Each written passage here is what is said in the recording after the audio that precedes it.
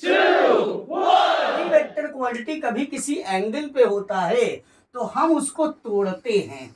किस में तोड़ते हैं? एक्स एक्सिस में और वाई एक्सिस में। और एक्स एक्सिस और वाई एक्सिस में तोड़ने के फिनोमिना को कहते हैं रिजोल्यूशन ऑफ वेक्टर्स। यानी एफ को हम लोग तोड़ेंगे एक्स एक्सिस में इधर और वाई एक्सिस में इधर। तो जिन दोनों एक्सिस में तोड़ते हैं उन दोनों के बीच में 90 डिग्री का एंगल होना चाहिए।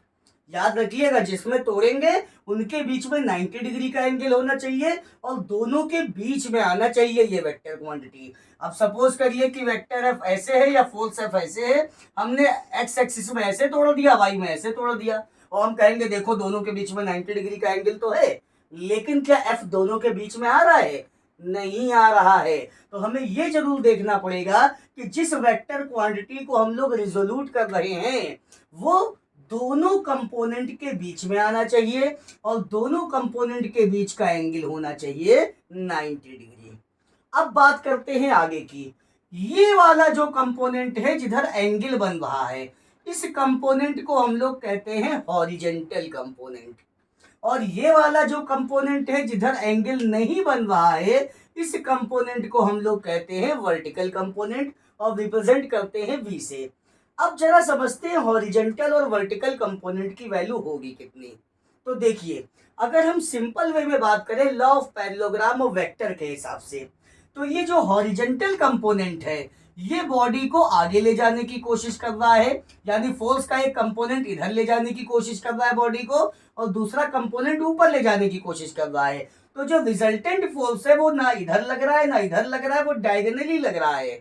यानी अगर किसी पैरेललोग्राम की दो एडजेसेंट साइड दो वेक्टर को रिप्रेजेंट करती हैं तो उस पैरेललोग्राम का जो डायगोनल है वो दोनों के रिजल्टेंट को रिप्रेजेंट करता है।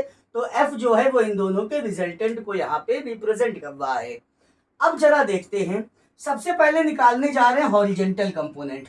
अब आपको पता है कि ये बन गया राइट एंगल ट्रायंगल, और राइट एंगल ट्रायंगल में एंगल के सामने वाली साइड ये परपेंडिकुलर होती है, 90 डिग्री के सामने वाली साइड ये हाइपोटेनियस होती है, और जिस पे एंगल बनता है इसको हम लोग कहते हैं बेस।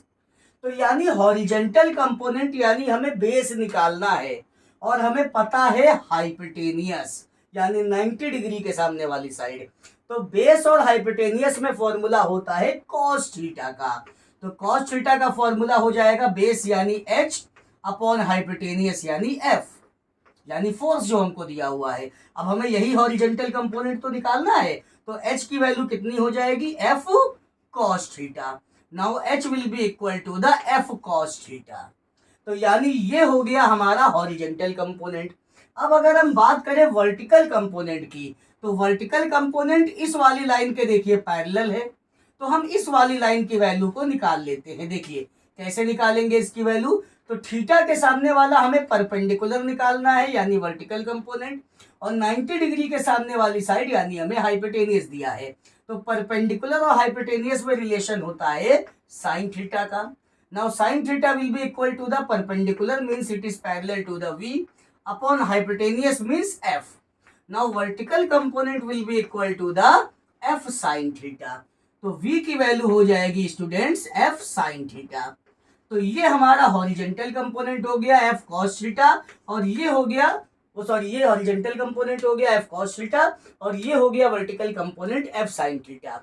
अगर हम बेसिक वे में बात करें तो जिस साइड में एंगल बनता है उधर cos थीटा लिख लिया जाएगा क्योंकि उधर बेस बनता है, और जिस साइड में एंगल नहीं बनता है उधर sin थीटा लिख लिया जाएगा क्योंकि ये साइड परपेंडिकुलर की तरह काम करती है। आई होप आपको रिजोल्यूशन ऑफ वेक्टर समझ में आया होगा।